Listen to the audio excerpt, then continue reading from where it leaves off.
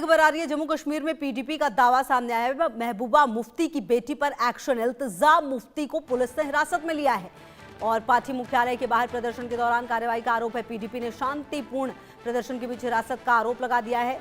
आपको बता दें कि कल अनुच्छेद 370 को हटाने की 8वीं बरसी है और संसद के बाहर विरोध प्रदर्शन विपक्ष करेगा, ये जानकारी भी सामने आ रही है। और आशिक मीर मेरे से होगी ज्यादा जानकारी के लिए इसी खबर पर मेरे साथ। आशिक मीर, इल्तिजा मुफ्ती को हिरासत में लिया गया है, कल का दिन बेहद महत्वपूर्ण है और क्या उसको देखते हुए प्रिकॉशन लिए जा रहे, क्या जानकारी आपके पास? देखिए खुशबू, बिल्कुल आज 7 दिन गए जब जम्मू कश्मीर से धारा 370 को हटाया गया और आज जो है पीडीपी ने पहले ही इस बात की चेतावनी दी थी कि वो 5 अगस्त को जो है पूरे जम्मू कश्मीर भर में प्रोटेस्ट करेगी, जिसके चलते अब प्रशासन ने जो है कई एक पीडीपी के लीडर्स को डिटेन करके रखा है, हाउस अरेस्ट करके रखा है।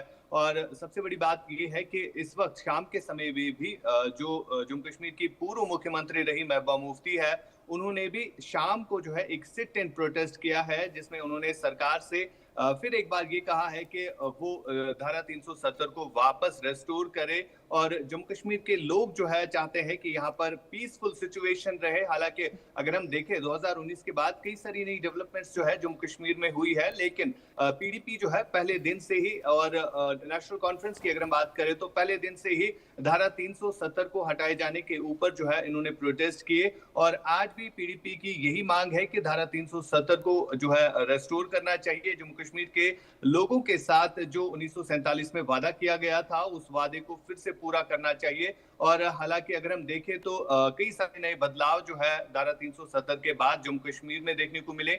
यहाँ पर भाजपा जो है कल कहीं ना कहीं सेलिब्रेट करने जा रही है धारा 370 के 7वीं बरसी को लेकर, लेकिन पीडीपी और नेशनल कॉन्फ्रेंस का लगातार जो है यही मानना है कि जम्मू कश्मीर के जो आईन का हक है 370 को वापस रेस्टोर होना चाहिए, जिसके चलते पहले ही नेशनल कॉन्फ्रेंस और पीडीपी ने प्रोटेस्ट कॉल जो है दी थी। जी बिल्कुल। और कहीं ना कहीं आशिक मीर, देखिए कितना बदला है कश्मीर, ये किसी और को बताने की क्या जरूरत है। हमने तो बदलता कश्मीर देखा ही है, लेकिन कुल मिलाकर इस पर जो राजनीतिक पार्टियां हैं वो हमेशा राजनीति करती ही रही हैं, ये जानकारी भी सामने आती है। ऐसे में कल का दिन बेहद महत्वपूर्ण होगा, पुलिस प्रशासन के लिए एक बड़ी चुनौती भी होने वाली है क्या आशिक मीर?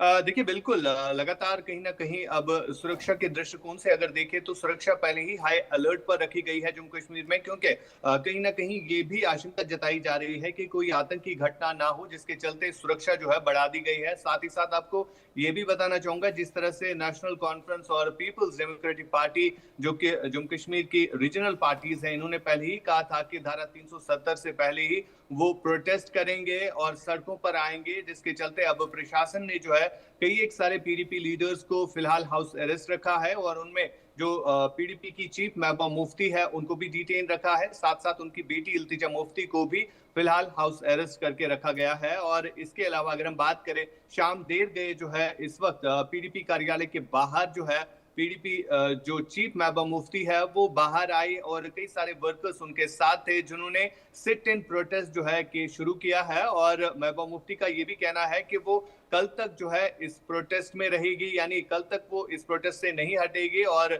लगातार इस तरह के प्रोटेस्ट वो करती रहेगी जब तक ना 370 जो है रेस्टोर किया जाए।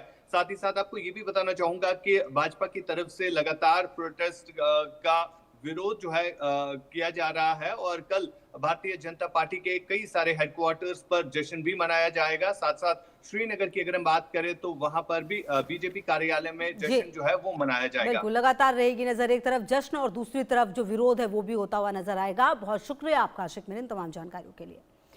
बढ़ते हैं आगे। दतिया उपचुनाव में कांग्रेस प्रत्याशी घनश्याम सिंह को 6016 वोट से जीत मिली। उन्होंने बीजेपी के आशुतोष तिवारी को मात दी। कांग्रेस के घनश्याम सिंह को कुल 66,757 वोट मिले, वहीं आशुतोष तिवारी को कुल 60,741 वोट मिले। इंडिया न्यूज ने दतिया उपचुनाव के नतीजे के बाद जनता का मूड जानने की कोशिश की है, देखिए जरा।